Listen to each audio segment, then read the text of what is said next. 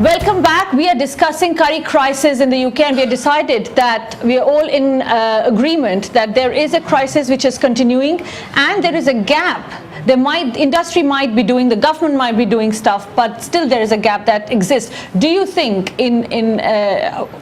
from the immigration point of view, anything that can be done? If they could, instead of just putting these big bans on the chefs and then reducing the shortage list, if they can maintain a category to say that we'll give you about 5 years or 6 years, so they give the time to the industry to prepare for that shortfall. There is a supply and demand. If you can create a time gap and say we will give you say 5 to 6 years time or 7 years, and within that time prepare yourselves, that might actually address the issue, in my view. Okay. Now, yes. Sorry. One more very important issue, because what happens is that during the MAC committee meetings, one of the things that they always try to highlight, and Martin was in the meetings with me all the time, is that the industry is doing nothing to upskill. So, to solve that problem in the minds of the ministers that make the decisions, is why have we not put an onus on an employer that is bringing 3 chefs in there? Listen, you got 3 people in, at the moment they don't speak English, within 2 years that man should be conversant. Right. You will make sure that he goes for various training programs. You will make sure that there is a local person employed so that he can be skilled as well. And if we start putting that little bit of onus on an employer, the employer will be committed towards further training. At the moment, everybody is working in a crisis. Okay, so we are grabbing somebody from here, putting him there, bringing him from there, putting him there. And what is happening is that the young person, when he comes into in a kitchen that is working in a frenzy, he loses hope.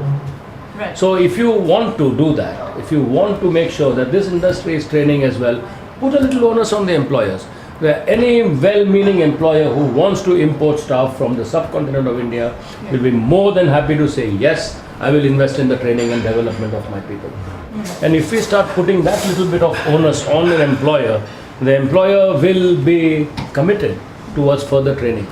At the moment, everybody is working in a crisis.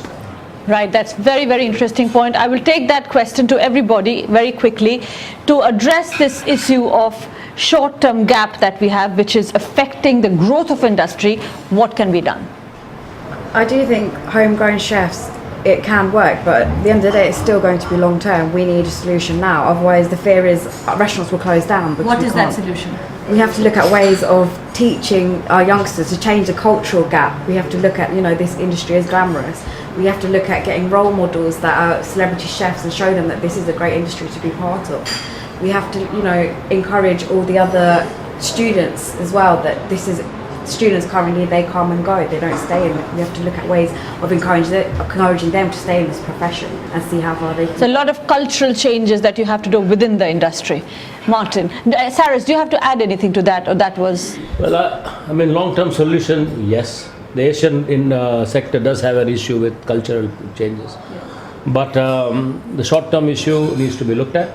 The long-term solution needs to be focused, and it needs to be driven.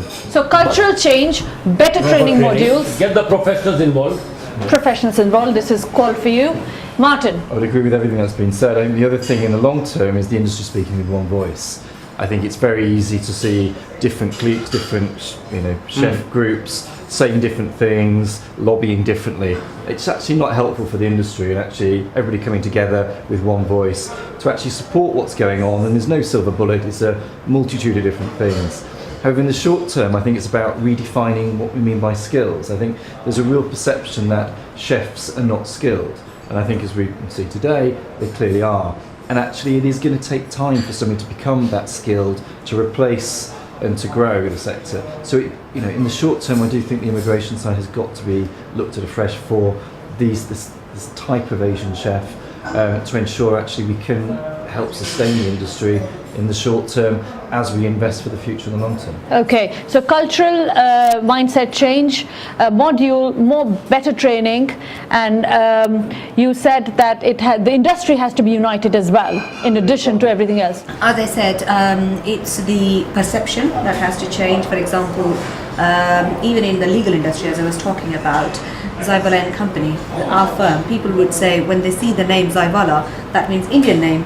And yes, the level of work that we kind of do, because we were the first ever Indian law firm in the City of London, and when they see our name, they say, "Oh, it's curries. I love Indian curries." So it's a kind of, you know, they add the name to the food immediately. That kind of brings how lovely, you know, the industry has actually evolved itself.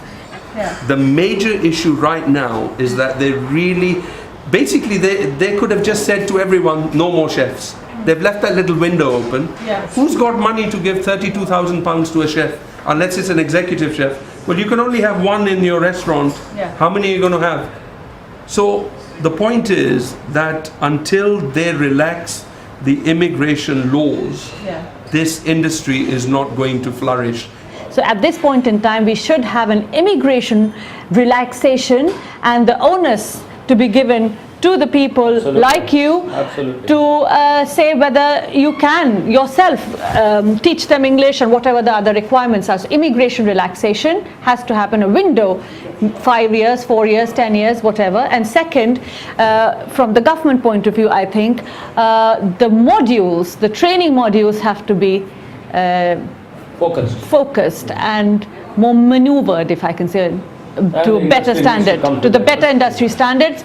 From within the industry, of course, we have culture issue that needs to be addressed, and also the mindset that needs to be addressed, and more involvement from mentoring.